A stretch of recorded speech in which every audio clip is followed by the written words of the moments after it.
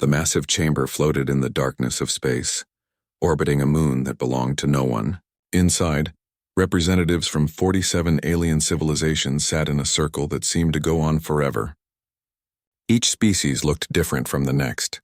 Some had scales, others had fur, and some looked like they were made of crystal or smoke. At the center of this circle stood a single human woman in a dark blue uniform. Captain Ji-won Kim had only arrived at the Galactic Council 3 days ago. She was replacing Ambassador Hyuk Park, who had served Earth for 10 long years. Hyuk was an old man now, tired and worn down by endless meetings and negotiations. Before he left, he had taken Ji-won aside for a private conversation. "They don't see us as equals," Hyuk had told her quietly. "They smile and call us friends, but they treat us like children who need constant watching. Every request we make gets denied. Every complaint we file gets ignored. I've tried to work with them, Ji-won. I've tried for a decade, but they don't want partners. They want servants." Ji-won had listened carefully to his words. She had read all the reports during her journey to the council chamber. Earth had asked for advanced shield technology to protect their colonies from radiation storms. Request denied. Humanity had wanted to settle 12 empty star systems near their space. Access forbidden.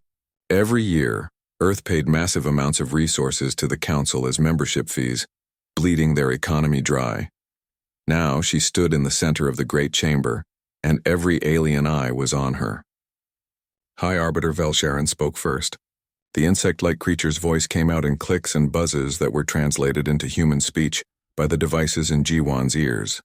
"Captain Kim, we welcome you to this historic session. The Council has made an important decision regarding humanity's place in our civilization." Ji-won felt her stomach tighten. Something about the way Velsharan spoke made her nervous. She had been a soldier for 15 years before becoming a diplomat. She knew the tone of an enemy preparing to strike. Another counselor stood up. This one looked like a giant lizard with purple scales. "Humanity has been part of our council for 15 years, the creature said. In that time, we have watched your species with great concern. You expand too quickly. You build too many weapons. Your culture celebrates violence and war." Ji-won wanted to object, but she had been trained to stay silent until invited to speak. More counselors stood and spoke, each one adding to a list of complaints about humanity. They said humans were aggressive. They said humans couldn't be trusted. They said humanity threatened the peace that had lasted for thousands of years. Finally, Velsharan raised one of its many limbs. The chamber fell silent. "The council has decided that humanity must accept new terms for membership. These terms are not negotiable." A holographic display appeared in the air above Ji-won's head. She read the words and felt ice forming in her chest. All human military vessels must be surrendered to council control. Earth's colonies would have council-appointed governors making all major decisions. Humanity's population growth must be limited to numbers decided by the council. Human expansion into new star systems was permanently forbidden. "You're asking us to give up our freedom," Ji-won said. Her voice steady despite the anger building inside her. "We are asking you to join civilization properly," Velsharan replied. "These measures are necessary for galactic peace." "Based on what evidence?" Ji-won demanded. "What have we done to deserve this?" Velsharan activated another display. It showed images of human ships allegedly attacking alien mining operations. It showed recordings of human soldiers supposedly committing crimes against peaceful traders. Ji-won studied the evidence carefully.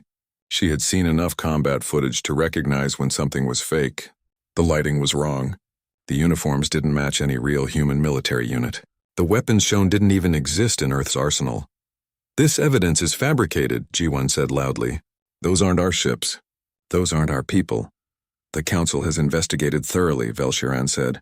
"We have voted and reached unanimous agreement. Humanity must accept these terms."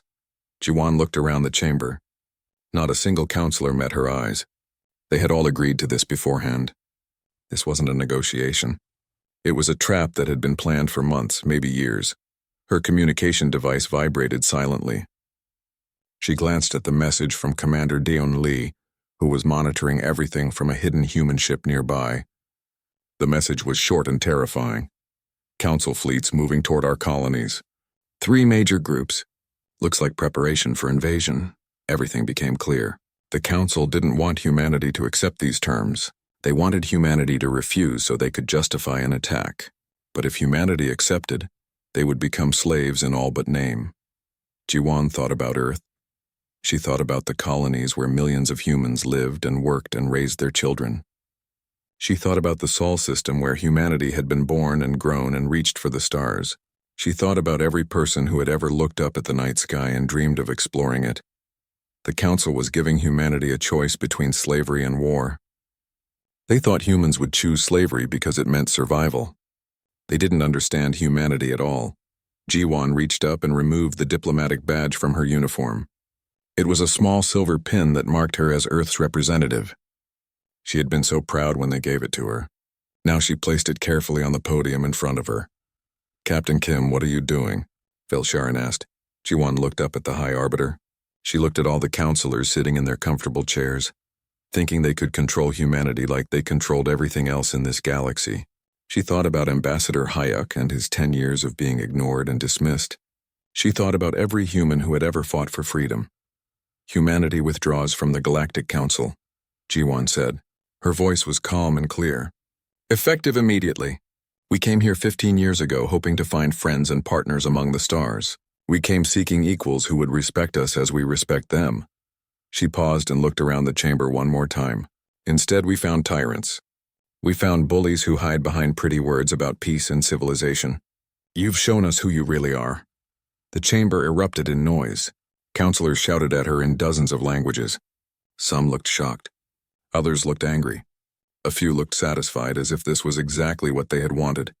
Jiwan continued speaking, her voice rising above the chaos. "Any council vessel that enters human-claimed space will be considered an act of war. We will defend ourselves.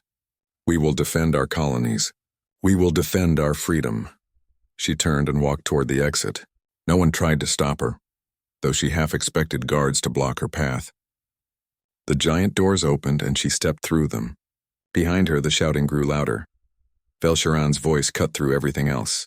"You have doomed your species, Captain Kim. The Council will not tolerate this rebellion." Jiwan stopped at the doorway. She didn't turn around. "Then I guess we'll see if your council is as powerful as you think it is." She walked out into the corridor where her security team waited. They had heard everything through their communication links. They looked scared but determined. "Get us back to the ship," Jiwan ordered. "We need to warn Earth, the war is coming." As they hurried through the station toward their docked vessel, Jiwan sent a message to Admiral Minho Choi back home. It was short and simple. Negotiations failed. They want our surrender or our destruction. We chose neither. Humanity stands alone now. Prepare for war. The message would take hours to reach Earth, but Jiwan knew that when it did, everything would change. Humanity had rejected the Council's false diplomacy. Now they would have to fight for their right to exist as a free species. She didn't know if humanity could win against an enemy with thousands of years of technology and the resources of 47 civilizations, but she knew they had to try. Freedom was worth fighting for. It was worth dying for. The galaxy was about to learn what humans did when backed into a corner, and Jiwan suspected the Council was going to regret ever giving humanity that ultimatum. The news reached Earth faster than anyone expected.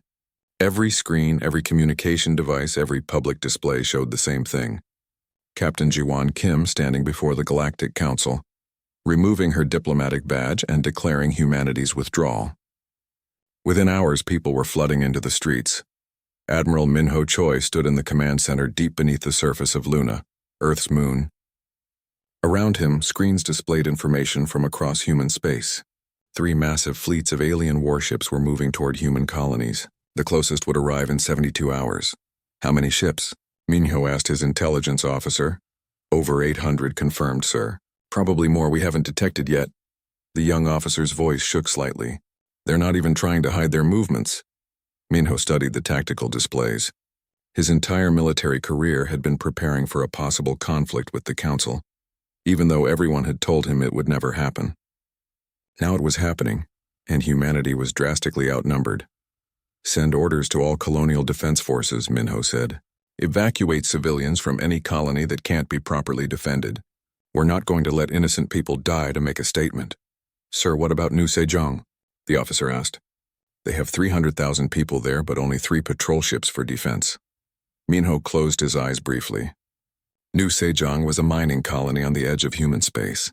Beautiful planet, rich in resources, home to families who had worked for generations building something from nothing. It was also directly in the path of one of the approaching council fleets. Send the evacuation order. Tell them they have 60 hours. On Earth, the reactions were mixed. Half the population was celebrating. They saw Captain Jiwan's defiance as heroic. They were tired of being treated as second-class citizens in a galaxy that looked down on them. They were ready to fight. The other half was terrified. They saw only the numbers. 47 alien civilizations against one human civilization. Thousands of years of advanced technology against barely 2 centuries of space travel. They thought Jiwan had signed humanity's death warrant. Dr. Sunmi Han didn't have time to watch the news. She was running for her life.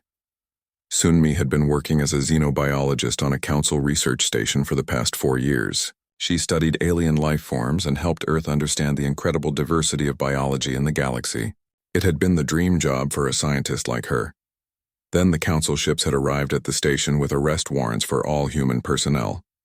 Sunmi had barely escaped by hiding in a cargo container being shipped to a neutral trading post. For 2 days she had hidden in that dark, cramped space, breathing recycled air and praying no one would check the container's contents. When she finally emerged, she immediately contacted Earth. What she told them changed everything. It was never about human aggression, Sunmi explained via encrypted communication to Admiral Minho. I found secret files on the station's computers before I escaped. The Council conducted surveys of human space 6 years ago. They discovered massive deposits of a rare element called viridium in our region. It's worth more than most planetary economies. Minho felt anger burning in his chest. So this was about resources all along. There's more, Sunmi continued. The Council has done this before. They have a pattern. When they find a young civilization sitting on valuable territory, they manufacture a crisis. They create evidence of aggression or instability. Then they force the species into submission and take control of everything. How many times have they done this? At least 7 that I found evidence for. Maybe more. Admiral, the Council isn't what they pretend to be. It's not a government of equals.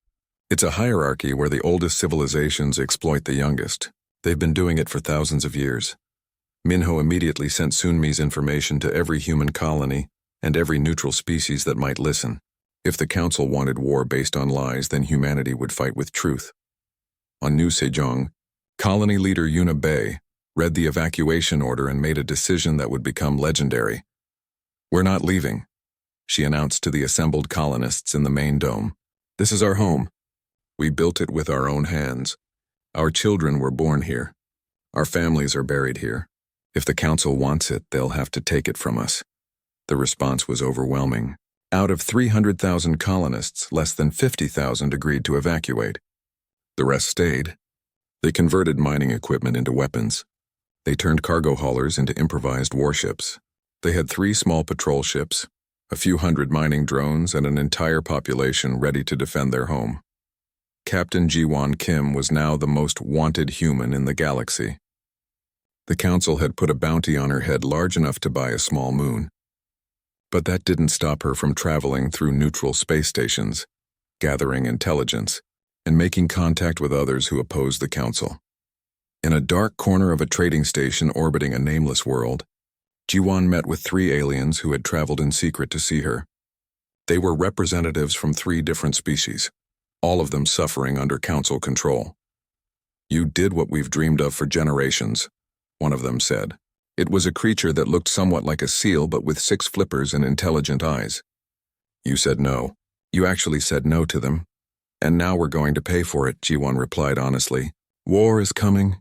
War has always been here, another alien said. This one was small and furry with big ears and a long tail. You just couldn't see it because the Council doesn't fight with weapons alone. They fight with economics and politics and slow strangulation. At least your war will be honest. The third alien, a being that seemed to be made of constantly shifting water, spoke in a bubbling voice. There are others like us, other species that are tired of Council control. We can't fight openly, but we can help in secret. We can provide you with safe harbors. We can share intelligence. We can make sure the Council bleeds for every attack they make on your people.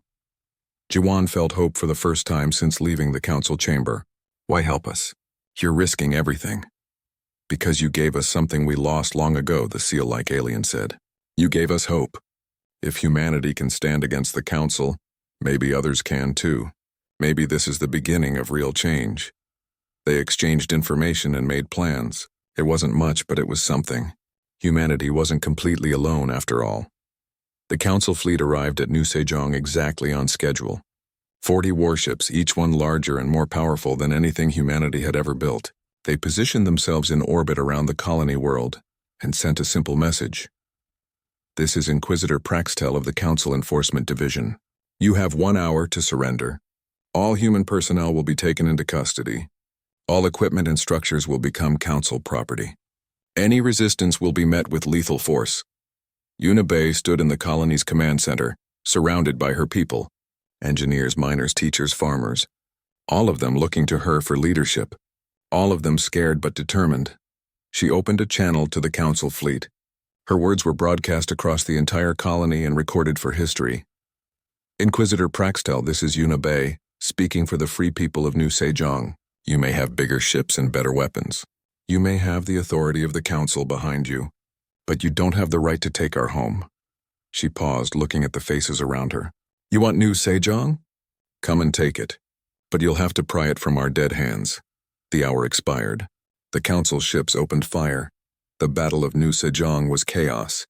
Mining drones swarmed the Council ships like angry insects, their cutting lasers designed for asteroids now slicing into hull plating. Cargo haulers rammed warships in suicide runs. The 3 patrol ships used the asteroid field around the planet to ambush Council vessels, appearing from behind rocks to fire, and then disappearing again. It shouldn't have worked. By every logical measure, the colonists should have been wiped out in minutes. But the Council wasn't used to enemies that fought like cornered animals. They weren't prepared for tactics that involved sacrifice and desperation. For 6 hours, the people of New Sejong held them off. They lost ships. They lost people. The colony's main dome took damage and sections had to be sealed off. But they didn't surrender. Then Admiral Minho's fleet arrived. 20 human warships jumped into the system and immediately opened fire on the Council fleet. They were still outnumbered 2-1, but they were fresh and the Council ships were damaged from fighting the colonists. More importantly, the human ships were faster and more maneuverable than the Council expected. The battle that followed lasted 3 more hours. When it ended, both sides had taken heavy losses. 10 Council ships destroyed, 12 more heavily damaged. 6 human warships destroyed, 8 damaged. The Council fleet withdrew to regroup. The human fleet didn't chase them. They were too busy helping the colonists with emergency repairs. Admiral Minho landed on New Sejong personally. He found Yuna Bay in the medical center, treating wounded colonists. She had blood on her hands and exhaustion in her eyes, but she smiled when she saw him. We held them, she said simply. You did more than that, Minho replied. You showed them that humanity won't break. You showed them what we're willing to do for our freedom. Will they come back? Yuna asked. 3 months into the war, the galaxy was learning a hard lesson. Humanity was not fighting like the Council expected. They were not fighting like anyone expected. Commander Taeyang-O stood on the bridge of the EDS Indomitable, humanity's largest carrier ship. Around him, tactical displays showed the positions of both human and Council forces. The Council had 4 times as many ships, better weapons and shields that could withstand tremendous damage. On paper, humanity should have lost weeks ago, but Taeyang wasn't fighting by the Council's rules. Enemy fleet is maintaining standard formation, his tactical officer reported. 300 ships in defensive sphere pattern exactly as their doctrine teaches. Taeyang smiled coldly. The Council had been using the same battle tactics for thousands of years. Their formations were perfect for fighting other Council species, who also followed the ancient rules of warfare. But those formations had weaknesses that humans were happy to exploit. Launch the drone swarm, Taeyang ordered. All of them. 5,000 small drones launched from the Indomitable and 3 other carrier ships. They weren't particularly fast or well-armed, but they didn't need to be. They just needed to get the Council's attention. The Council fleet responded exactly as Taeyang expected. They focused their weapons on the drones, shooting them down efficiently. Their formation shifted slightly to maximize firing angles. It was textbook perfect. It was also exactly what Taeyang wanted. Now hit them from behind, he said. Quietly, 12 human destroyers that had been hiding in a nearby nebula suddenly appeared behind the Council fleet. They had been running silent, all systems at minimum power, waiting for this moment. Now they opened fire at close range, targeting the engines of the largest Council ships. The Council fleet panicked. Their perfect formation broke apart as ships tried to turn around to face this new threat. In the chaos, the human drones that had survived suddenly changed course and rammed into Council ships, their small reactors overloading on impact. The Battle of Arcturus Drift lasted only 40 minutes. The Council fleet retreated after losing 12 capital ships and dozens of smaller vessels. The humans lost one destroyer and most of their drones. Back on Earth, military analysts studied the battle footage with growing excitement. Taeyang had done it again. He had taken an enemy fleet twice his size and made them look foolish, but Admiral Minho knew the truth. Every victory was temporary. Every battle cost ships and lives that humanity couldn't easily replace. The Council had 50 times the shipbuilding capacity of Earth. They could afford to lose ships. Humanity couldn't. That's where specialist Yoonji Shin came in. Yoonji was 24 years old and had been expelled from university twice for hacking into systems she wasn't supposed to access. The military had recruited her instead of arresting her. Now she was humanity's secret weapon in a war that wasn't just about guns and ships. She sat in a dark room filled with computer screens, her fingers moving across keyboards faster than most people could follow. Around her, a team of 30 other hackers worked on similar tasks. They weren't soldiers. They were digital warriors, and their battlefield was the Council's own computer networks. "I'm in," Yoonji announced. "They still haven't fixed the security hole I used last time." The Council's technology was more advanced than humanity's, but it was also more standardized. All 47 Council species used similar protocols and systems. That meant a virus that worked on one species' computers would work on others too. Yoonji had created a masterpiece of malicious code. It spread through Council communication networks silently, waiting for the right moment. That moment came during the siege of Proxima Station. The Council had sent 2 fleets to capture the station, an important human supply depot. The fleets were supposed to coordinate their attack carefully. Instead, when they arrived, Yoonji activated her virus. Suddenly, Fleet A received orders that appeared to come from Council Command. The orders said Fleet B had betrayed them and was working with the humans. Fleet B received similar orders about Fleet A. Both fleets opened fire on each other. By the time the Council realized what had happened and shut down their communication networks, 70 ships had been destroyed. The humans at Proxima Station never fired a shot. They just watched in amazement as the Council fleets destroyed each other. "How are you doing this?" Admiral Minho asked Yoonji after the battle. "They think like bureaucrats," Yoonji explained. "Everything has to go through proper channels. Everything has to be verified and approved. So I give them proper channels. I give them verification codes. I make my fake orders look more real than their real orders. And they never question it, because questioning authority isn't how their system works." The Council was starting to understand that they weren't just fighting human ships. They were fighting human psychology, human creativity, human willingness to break every rule of warfare that had been established over millennia. Grand Marshal Kethvar was the Council's supreme military commander. The crystalline being had fought in wars across a dozen star systems over its 300-year life. It had never lost a campaign until now. Kethvar stood in the command center studying reports that made no sense. Human forces were abandoning colonies. They were retreating from defensive positions. It looked like humanity was on the verge of collapse. Then the humans would strike somewhere completely unexpected. They would raid a supply depot deep in Council territory. They would ambush a convoy carrying weapons and ammunition. They would appear where they shouldn't be able to appear and disappear before reinforcements arrived. They're not defending, Kethvar realized. They're hunting. Admiral Minho's strategy was called dynamic defense, though humans had a simpler name for it, making the enemy bleed for every inch. Yes, humanity was abandoning some colonies. But first they evacuated everyone. Then they stripped the colonies of everything useful. Then they booby-trapped every building, every road, every piece of equipment. The Council would arrive to find empty cities. They would occupy them proudly, claiming victory. Then the explosives would detonate, or the power plants would overload, or the water supply would turn out to be poisoned. Meanwhile, human strike forces were penetrating deep into Council space. They attacked shipyards. They destroyed supply depots. They made the council afraid to leave their ships unguarded. We're not trying to win every battle, Minho explained to his officers. We're trying to make them stop wanting to fight. Every ship they lose, every supply convoy we destroy, every trick we play on them, it all adds up. We make this war so expensive and painful that they'll eventually decide we're not worth the cost. Captain Jiwon Kim watched the war from a different perspective. She was still traveling through neutral space, building networks and making contacts. The information Dr. Sunmi had discovered about Council war crimes was spreading across the galaxy. More and more species were starting to question the Council. Protests erupted on dozens of worlds. The Council's member species were asking why they were spending so much money and losing so many ships to fight one small human civilization. Some were asking darker questions. If the Council lied about humanity, what else had they lied about?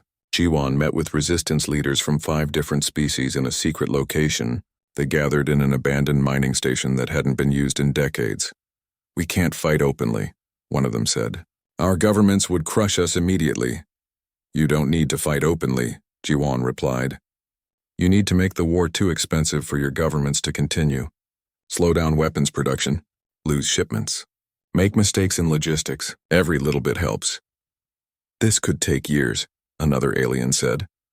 Wars do take years, Jiwon agreed. But humanity has proven we can survive. The question is whether the Council can survive fighting us while also dealing with internal problems. That's where you come in. The resistance networks were small but growing. Workers in Council shipyards suddenly became less efficient. Communication delays started happening at inconvenient times. Resources meant for the war effort got diverted or lost. None of it was enough to stop the war, but all of it made the war harder to fight. Back on Earth, the news wasn't good. Humanity had lost 6 colonies permanently. 27 others had been occupied, though most were too damaged to be useful to the Council. The human fleet had lost 40% of its ships.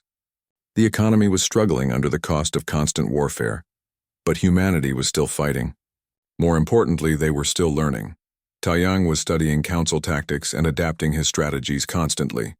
Yunji was finding new ways to hack Council systems. Every human commander was sharing information and techniques, building a collective understanding of how to fight an enemy that should have been unbeatable. The Council called a meeting of its military leadership. Grand Marshal Kethvar presented the casualty reports. In 3 months of fighting, the Council had lost more ships than in the previous 200 years of peacekeeping missions. We need to increase our forces, one counselor said. Send 50,000 ships to human space. Crush them completely. Kethvar pulled up economic projections. Deploying 50,000 ships would cost more than 30 Council civilizations produce in a year. It would bankrupt half our members. And even then, based on human tactical patterns, the files spread across the galaxy like fire through dry grass. Every communication network, every news station, every public forum suddenly had access to the Council's darkest secrets. Centuries of crimes that had been hidden were now exposed for everyone to see. Hana Song worked in Earth's Information Warfare Division. Her job was making sure these files reached as many people as possible. She had been a journalist before the war, exposing corruption and lies. Now she was using those same skills on a galactic scale. We need to make sure people understand what they're seeing, Hana explained to her team. The Council will try to claim the files are fake. We need to provide context, verification, proof that every document is real. The files showed horrible things. One document detailed how the Council had sterilized an entire species, called the Benthari, because their population growth was considered inconvenient. Another showed plans for the orbital bombardment of colony ships belonging to the Remoran Unity killing billions. There were reports of biological weapons tested on the Yalvan Collective, causing plagues that killed more people than the Council had soldiers. On dozens of Council worlds, people took to the streets. They had supported the war against humanity because they believed humans were dangerous. Now they were learning that their own governments were the dangerous ones. The Yalvan homeworld saw the largest protests. Millions of Yalvans gathered in their capital city demanding answers. Their government had told them the humans were aggressive invaders. The files showed that the Yalvans themselves had been victims of Council aggression for generations. Inside the Council chamber, Councillor Myra of Yalva stood up to speak. She was old, even by Yelvan standards, and had served on the council for 40 years. She had always been a loyal member, always voted with the majority, always supported council decisions. Not anymore. I have read the files, Myra said, her voice shaking with anger. I have seen the evidence of what we did to my people. The plague that killed my grandparents, my parents, my first spouse. It wasn't a natural disaster. It was a weapon, our weapon, the council's weapon, used on my people for the crime of asking for better treatment. The chamber erupted in noise. Other councilors tried to shout her down. Some demanded she be removed. But Myra kept speaking, her voice getting stronger. This war against humanity is wrong. It has always been wrong. We didn't attack them because they were dangerous. We attacked them because they had resources we wanted and a spirit we couldn't control. How many other species have we done this to? How many civilizations have we crushed under our boots while claiming we were bringing peace? High Arbiter Vel-Sharan tried to restore order. Counselor Myra, you are out of order. These accusations are true, Myra interrupted. These accusations are true and you know it. I call for an immediate investigation into these files. I call for a vote to end this war. I call for accountability for the crimes we have committed. Guards moved toward Myra. Counselor Myra, you are under arrest for treason against the council. As they took her away, 5 other counselors stood up and walked out of the chamber in protest. They represented smaller civilizations, species that had always felt like second-class members of the council. They had finally seen proof of what they had long suspected. The council's unity was breaking. Ambassador Hyuk Park had been retired for months, watching the war from his small apartment on Earth. He had spent 10 years as a diplomat trying to make peace, trying to make the council listen and failing every time.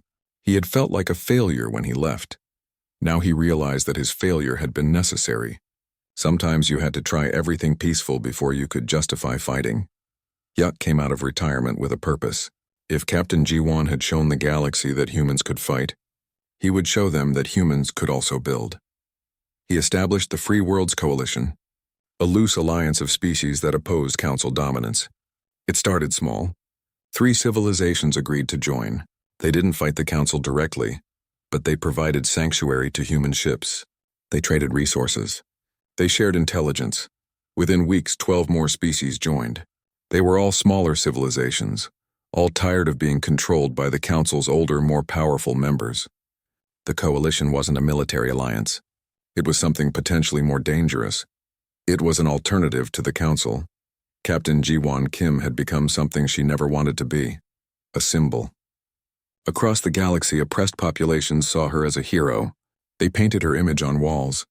They sang songs about the human who said no. They told stories about how one woman's defiance had sparked a revolution. Ji-won herself was uncomfortable with all of this. She was just a soldier who had made a choice, but she understood that symbols mattered. If people needed a hero to inspire them, she would try to be that hero. She traveled in secret to 5 different worlds, meeting with resistance leaders. On each world, she heard the same story. People were tired of the council. They wanted change. They wanted freedom, but they were afraid to fight. We're not asking you to fight, Ji-won told them. Not yet. We're asking you to resist in small ways. Question your governments. Demand answers about the war. Make it politically difficult for them to continue supporting council aggression.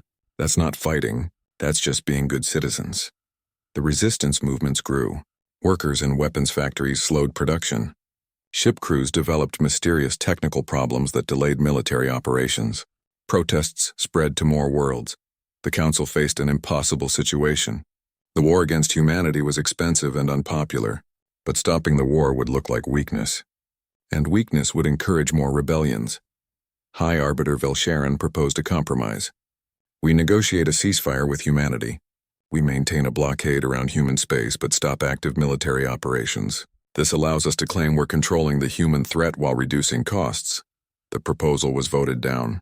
Hardline counselors who represented the council's oldest and most powerful civilizations demanded nothing less than total human surrender.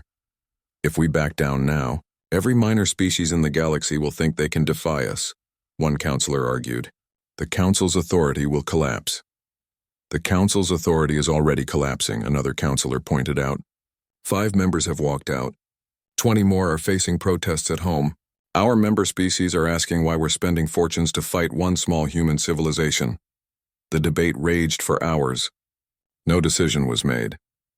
On Earth, Admiral Minho Choi studied casualty reports and economic forecasts. The picture wasn't good. Humanity had fought better than anyone expected, but they were slowly losing. Ammunition stockpiles were running low. Ship production couldn't keep up with losses. 27 colonies were occupied or destroyed. We need allies who will actually fight, Minho told his staff.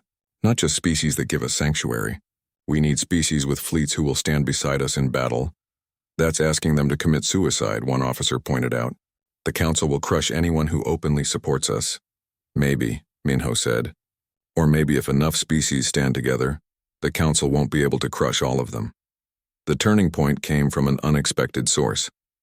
The Remoran Unity was an old civilization, almost as old as some of the Council's founding members. They had been subjugated centuries ago and forced to accept Council membership. They had never forgotten their independence. When the Remoran government saw the leaked files showing how the Council had bombed their colony ships and killed billions of their ancestors, something broke. The old anger, the old pain, the old desire for revenge, it all came flooding back. The Remoran High Council made a historic announcement. They declared war on the Galactic Council. The Remoran fleet was formidable, 3,000 ships, some of them equipped with technology from the old days before they were conquered. They weren't as advanced as the Council's newest vessels, but they were numerous and their crews were motivated by centuries of accumulated rage. When news reached Earth that the Remorans were joining the war, Admiral Minho allowed himself a rare smile. Now we have a chance. Within 3 days, the Yalvan Collective followed. Their government had been overthrown by popular revolution after Councillor Myra's arrest. The new Yalvan government wanted revenge for the plague that had killed so many of their people. The Council War had become a galactic civil war. High Arbiter Velsharan stood alone in the Council chamber after the emergency session ended. 17 more civilizations were threatening to secede. The Council military was spread across dozens of fronts, fighting not just humans but Remorans and Yalvans, and growing resistance movements. What have we done? Velsharan whispered to the empty chamber, the insectoid being thought about the millennia of Council rule. They had brought peace, hadn't they? They had stopped wars between species. They had created order in a chaotic galaxy. But what kind of peace? What kind of order? One built on exploitation and fear. One built on lies about harmony while hiding the truth about domination. Velsharan looked at a holographic map of the galaxy. Red markers showed worlds in rebellion. Yellow markers showed worlds where protests were happening. Green markers showed worlds still loyal to the Council. There was much more red and yellow than green. The Council had ruled the galaxy for 50,000 years, now because of one human captain who refused to surrender.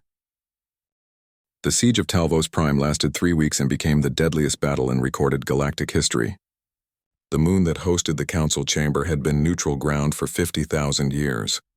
Now it was a battlefield. Admiral Minho Choi commanded the Allied resistance fleet from the bridge of the EDS Victory. Around him, tactical displays showed 60,000 ships from 32 different civilizations. Humans, Remorans, Yalvans, and dozens of other species that had finally decided the Council's rule must end. Facing them were the Council's remaining loyal forces. 40,000 ships, but their crews were uncertain. Many of them were questioning why they were fighting. Some had family members in the rebellion. Others had seen the leaked files and didn't know what to believe anymore.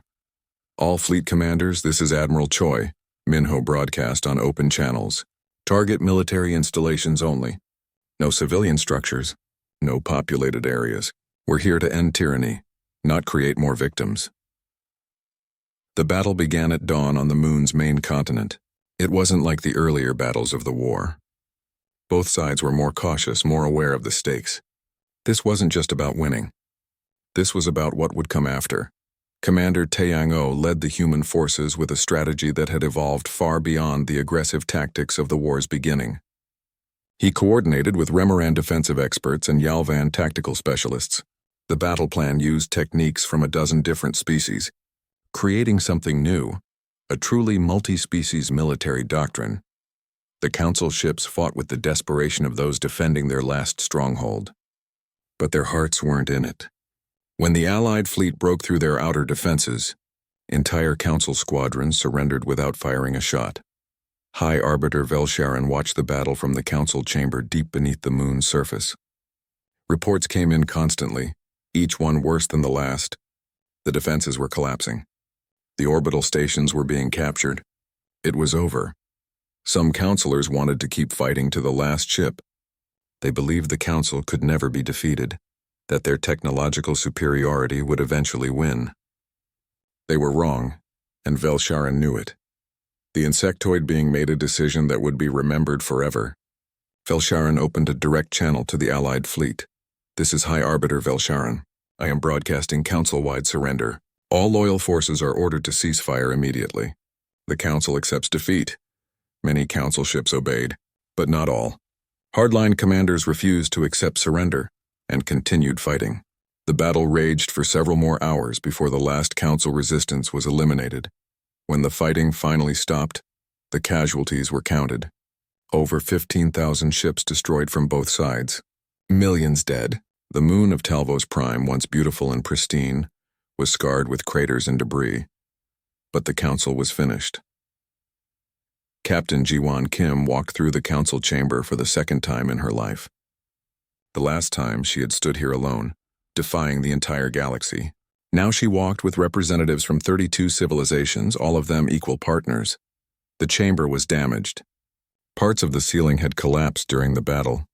Many of the ancient seats were destroyed, but the essential structure remained. "We could repair it," someone suggested. "Make it the seat of the new government." "No," Jiwon said firmly. "The Council chamber represents everything we fought against. We need something new, something that doesn't carry the weight of 50,000 years of tyranny." The victory felt hollow. Yes, they had won, but the costs were staggering. Humanity had lost 40% of its military forces and 18 colonies. Earth's economy was in ruins. 2 billion humans were dead. The allied species had suffered similar losses. The Remorans had lost half their fleet. The Yalvins had seen their homeworld bombarded. Dozens of smaller species had entire colonies destroyed. And across the galaxy, chaos was spreading. With no central authority, old conflicts were reigniting. Species that had been forced to coexist under Council rule were now fighting each other. "We broke the Council," Admiral Minho said during a strategy meeting. "But we haven't built anything to replace it. The galaxy needs structure. It needs rules. It needs some form of government, or we'll descend into endless war." That's where Ambassador Hyuk Park stepped forward with a proposal that would reshape the galaxy.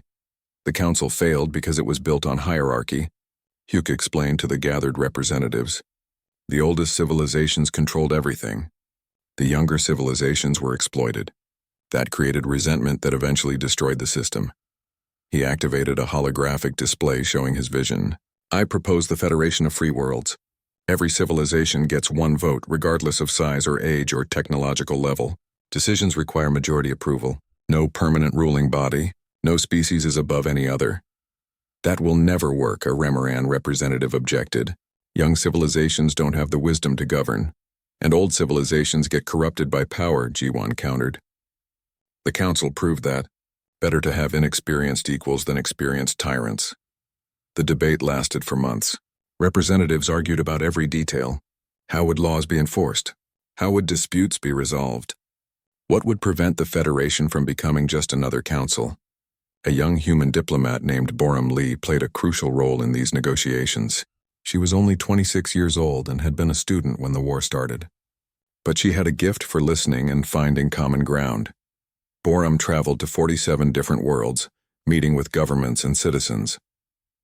She listened to their concerns. She adapted the Federation proposal to address their fears. She treated everyone with genuine respect, whether they were representatives of ancient civilizations or newly spacefaring species. "The secret," Boram explained to Jiwon, "is making everyone feel heard. The Council never did that. They dictated from above.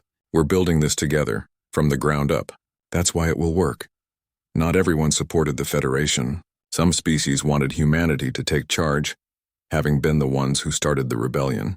Others wanted to return to isolated independence, rejecting any form of galactic government. But slowly, support grew. Species that had fought together during the war recognized they had built something worth preserving. Trust had been earned in battle. Friendships had formed between crews serving on mixed-species ships. 18 months after the fall of the Council, the Federation of Free Worlds was officially established. 63 civilizations signed the founding charter in a ceremony held on a neutral world called Haven. The ceremony was simple. No grand speeches from important leaders. Instead, each species sent an ordinary citizen to sign the charter. A human farmer from New Sejong, a Remoran miner, a Yalvan teacher, regular people who represented what the Federation was supposed to serve. Jiwon Kim watched the ceremony from the crowd. She had been offered a position as the Federation's first Supreme Commander, leading their defensive forces. She had declined. "I've done enough," she told Ambassador Hyuk. "Let someone else carry this forward. I'm just a soldier who wanted to be left alone." "You're the symbol of this entire movement," Hyuk argued. "Symbols are dangerous," Jiwon replied. "They make people forget that change comes from everyone, not just heroes. The Federation needs to stand on its own, not depend on me." But she did accept one position. The Federation established a council of advisors to help guide the early years. Jiwon agreed to serve on that council, using her experience to help prevent the mistakes that had destroyed the old council. Admiral Minho Choi retired from military service and became the Federation's Secretary of Defense. His first act was to establish strict rules about military power. The Federation would have defensive forces, but deploying them required unanimous approval from all member worlds. No single species or group could use military force for conquest or domination. "We're building in safeguards," Minho explained. "Every system has weaknesses that can be exploited. We're trying to design one where the weaknesses don't lead to tyranny." The Federation faced immediate challenges. Many former Council loyalists refused to join. They established their own government, smaller and weaker than the old Council, but still clinging to the hierarchical system. Conflicts broke out over territory and resources, but something was different now. The Federation mediated disputes peacefully. Member species that had been enemies learned to work together. It wasn't perfect. There were failures and setbacks, but there was genuine effort to build something better. 5 years after the founding, Jiwon visited the memorial on Earth that honored those who had died in the war. It was a simple structure, just a curved wall with names carved into it. 2 billion names. Every human who had died fighting for freedom. A child approached her, maybe 8 years old. "Are you Captain Kim?" the girl asked. "Yes," Jiwon answered. "My teacher says you started the war. My grandfather died in the war." "Did you kill him?" Jiwon felt the question like a physical blow. She knelt down to look the child in the eyes. "The war killed your grandfather. Not me alone. But yes, I made the choice that led to the war. I've thought about that every day since. I think about all the people who died because I refused to surrender. Was it worth it?" the child asked. Jiwon looked at the wall of names. Then she looked up at the sky, where ships from a dozen different species were visible.